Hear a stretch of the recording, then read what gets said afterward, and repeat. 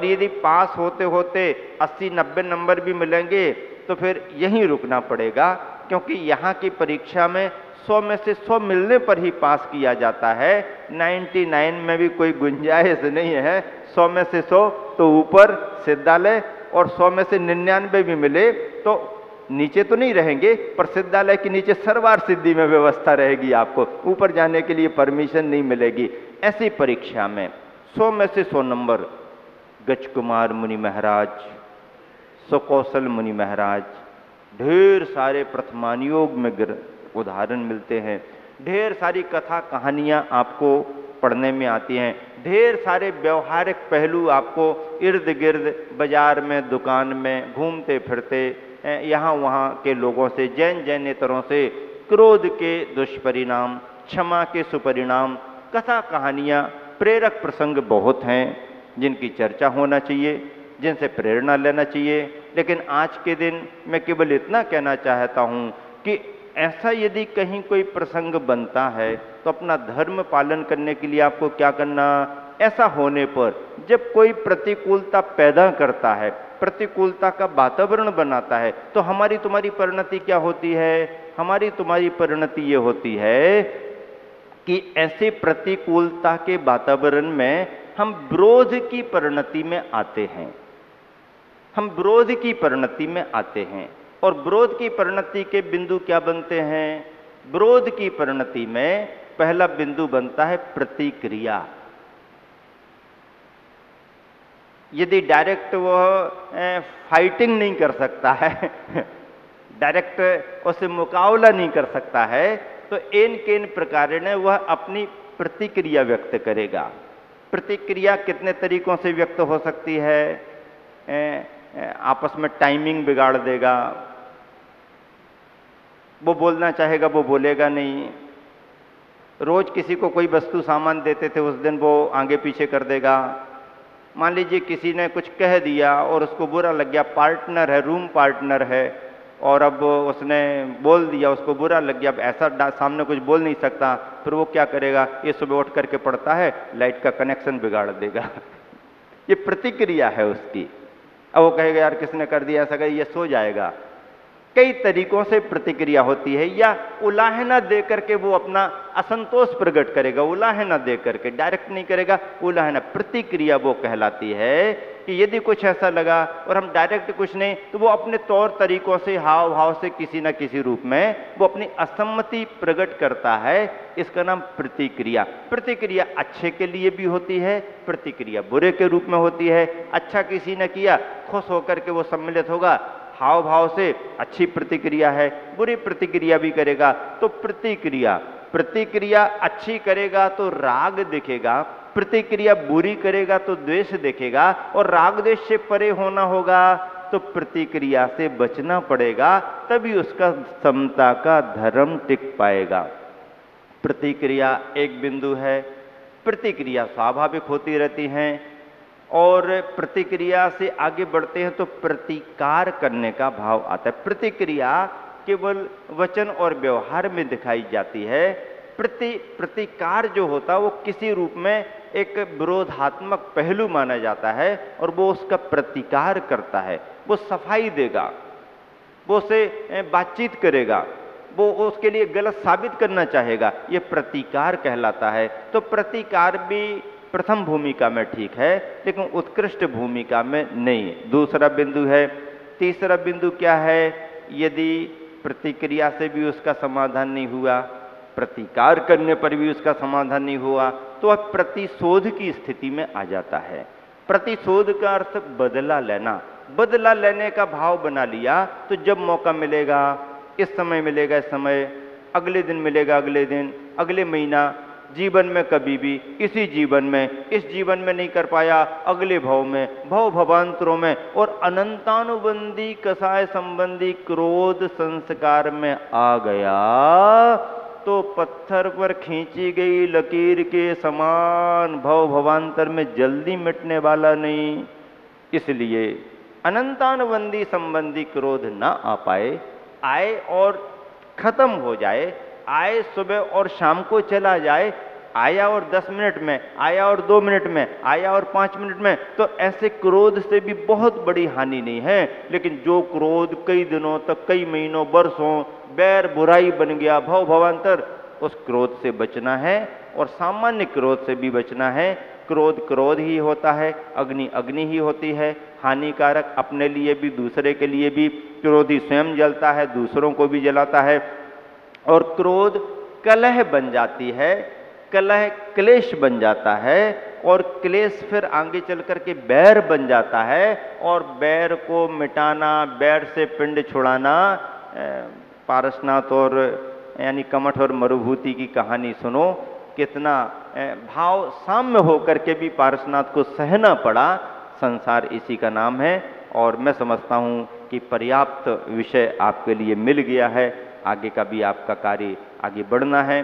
और इस संस्कार शिविर में जो प्रातःकालीन वेला में पूजन के रूप में, और विशेष रूप से दोपहर को स्वाध्याय के रूप में, शाम को प्रतिक्रमण और शंका समाधान के रूप में, रात्रि शाम भक्ति आरती और प्रवचन आदि स्वाध्याय के रूप में जो क्रम है, सभी शिविरार्थियों को समय का पूरा ध्यान रखना पड़ेगा।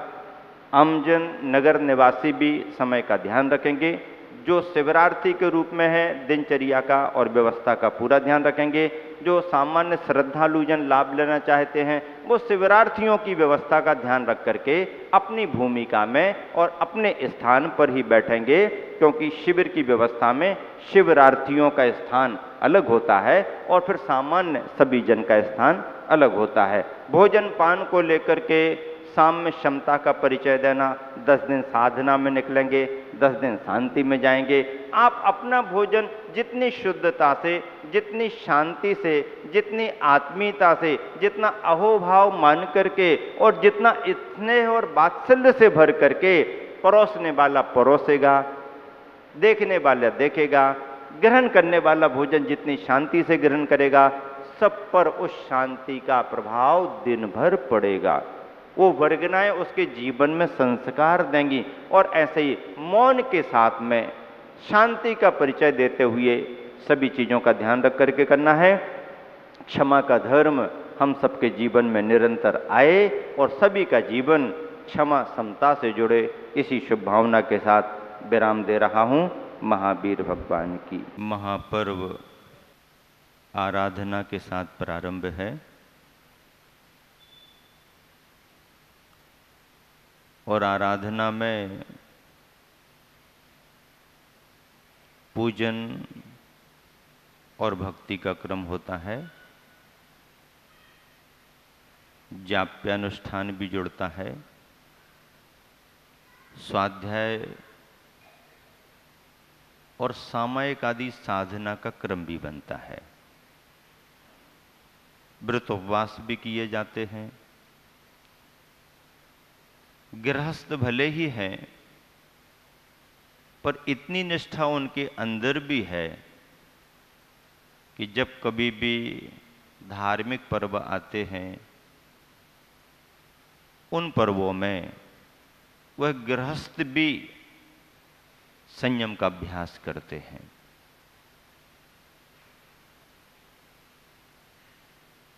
खाने पीने की जिंदगी में और फिर समय और भौतिकता के वातावरण में व्रत उपवास करना, निराहार रहना, निर्जल रहना सामान्य बात नहीं होती है। जैन परंपरा में इसलिए श्रेष्ठता पाई जाती है कि वह जो भी कार्य करते हैं उन सारी क्रियाओं में भाव का संबंध भी जोड़ करके करते हैं। समूचे देश में इन दिनों में यही क्रम सब जगह चल रहा है। पर्वराज पर्यूषण का महत्व अपने आप में विशिष्ट है। मुनि संघों के सानिध्य में मनाएं तो उसका महत्व और ज़्यादा है। कल के दिन क्षमा के संदर्भ में आपने धर्म कैसे क्षमा बनती है, और कसाय के आवेश में क्रोध का दुष्परिणाम कैसे हमारे जीवन को एक तरह से परेशान कर देता है, ये अपन ने समझा। भाव तो भाव ही होते हैं, भावों के उद्रेक पर नियंत्रण रखना बहुत जरूरी होता है। कषायों का समन, परिणामों की शांति ही यथार्थ में साधना का मार्ग है। बाकी सब तो ये क्रियाएं सहयोगी हैं, चाहे स्वाध्याय करें, चाहे पूजन करें, चाहे उपवास करें, चाहे किसी भी तरह के नियम व्रत पालें, ये सभी सहयोगी हैं हमारे लिए। किस उद्देश्य के लिए सहयोगी हैं? परिणामों की शांति, परिणामों की क्षमता, अनुकूलता प्रतिकूलता में प्रसन्न चित्त अपने आप को बनाए रखना, यही जीवन का और धर्म का सार है। कल के दिन इन्हीं बिंदुओं को बहुत अच्छे तरीके से आपने समझ लिया। आज का दिन दूसरे धर्म का दिन है। कहें कि पहली क्लास में हम पास हो गए और दूसरी क्लास में बैठना शुरू किया है। दूसरी कक्षा का पाठ है विनम्रता का, नम्रता का, मृदुता का, मार्दवता का, कोमलता का। कठोरपन ठीक नहीं, नरमाई लचीलापन हर जगह अच्छा माना जाता है। वृक्ष को अपना जीवन स्थिर करने के लिए नीचे से तो सुदृढ़ होना जरूरी है, लेकिन यदि छाया देनी है, फल फूल प्रदान करने हैं, तो शाखाओं को, डालियों को झुकते रहना बहुत जरूरी है। और ये बात सच भी है कि शाखाएं और डालियां भी वही झुकना सीखती हैं जिनमें फल फूलों का आना शुरू हो गया है। विनय ज्ञान की सफलता मानी जाती है। ज्ञान का प्रतिफल ही विनय बतलाया है। हम और आप शाब्दिक दुनिया में कितने बड़े विद्वान बन जाएं, बाहर की डिक्शनरियां हमारे दिमाग के सामने फेल हो जाएं, हाजिर जवाबी में हमारा कोई तोड़ ना हो, बहुत अच्छा वक्तृत्व भी हो, दुनिया में बहुत इम्प्रेशन भी डालते हो, सारी कलाएं, सारे गुण भी हमारे पास हो, लेकिन यदि नम्रता नरमाई नहीं है तो कहीं ना कहीं बहुत बड़ी कमी महसूस होगी। और किसी के पास इतनी कलाएं, इतनी दक्षताएं नहीं भी हैं, और यदि नरमाई उसके पास है, विनम्रता उसके पास है, तो उसके जीवन की पहचान अपने आप बनेगी। कहीं भी रहे, वन में तो वन में, भवन में तो भवन में, वन और भवन का भी कोई फर्क नहीं। विनम्र होकर के एक गृहस्थ भी आदर्श बन सकता है, और बहुत बड़ा विद्वान होने के बाद भी यदि ये गुण नहीं आए तो उसकी विद्वता पर भी प्रश्न चिन्ह लगता है। एक दार्शनिक से उसके शिष्य ने पूछा कि लंबी उम्र पाने का राज क्या है, यानी दीर्घ जीवन जीने का राज क्या है। तो दार्शनिक ने शिष्य से कहा, पास में आओ। पास में आ गया। उस दार्शनिक ने कहा कि मैं मुंह खोल रहा हूं, आप मेरे मुख में देखना कि क्या है क्या नहीं है। उसने मुख खोल करके दिखाया और पूछा, बताओ इसके अंदर क्या है क्या नहीं है। वो कहने लगा कि केवल जिह्वा दिख रही है और बाकी कुछ नहीं है। मुंह बंद करके पूछा उसने, चलो ठीक है, मैं आपसे पूछना चाहता हूं कि जिह्वा और दांत मुंह के अंदर दोनों हैं, दांत क्यों नहीं है, जिह्वा क्यों है, जबकि जिह्वा पहले से आई है और बाद तक है और दांत बाद में आए हैं और पहले निकल गए, इसका मतलब क्या है? वो कुछ बता नहीं पाया। उस दार्शनिक ने, गुरु ने शिष्य को समझाया कि देखो, ये दांत कठोर थे, कड़क थे, इसलिए बाद में आने के बाद भी इनको जल्दी जाना पड़ा। और जिह्वा लचीली, नरम, पहले आने के बाद भी जिह्वा आज तक तुम्हारे शरीर में मौजूद है। मृदुता का, मार्दव का धर्म यही है, इससे ज़्यादा कुछ कहने की ज़रूरत नहीं है। और वैसे भी एक दिन ही मेरे प्रवचन का क्रम था, आज तो मैंने केवल एक औपचारिक पूर्ति की है कि मार्दव धर्म का दिन है और उस दिन आप सबको कुछ मिलना चाहिए, तो सारांश संक्षेप में ही बहुत ज़्यादा हो जाता है और आप समझ गए जिस मार्दव धर्म की आपने पूजा की है उसकी पंक्तियाँ कितनी गहराई को लेकर के हैं, उन पंक्तियों में कितने भाव भरे हुए हैं। धर्म और सिद्धांत क्या कहता है, वो पंक्तियाँ आप जब पढ़ते हैं तो भाव बोध होता है और पंक्तियाँ एक एक यदि आप ध्यान से पढ़ो, पूजा करते समय उसका विचार करो तो पूरा रस आता है। और किसी भी चीज़ को पढ़ते समय, कोई कार्य करते समय उसमें भाव लगता है तो उसका रस आता है और रस को ग्रहण करना ही हमारी तुम्हारी अपनी विशेषता होनी चाहिए। इसलिए समय को देख करके आप सभी को विराम देना चाहते हैं और चाहते हैं कि सभी कार्य समय पर संपन्न हो।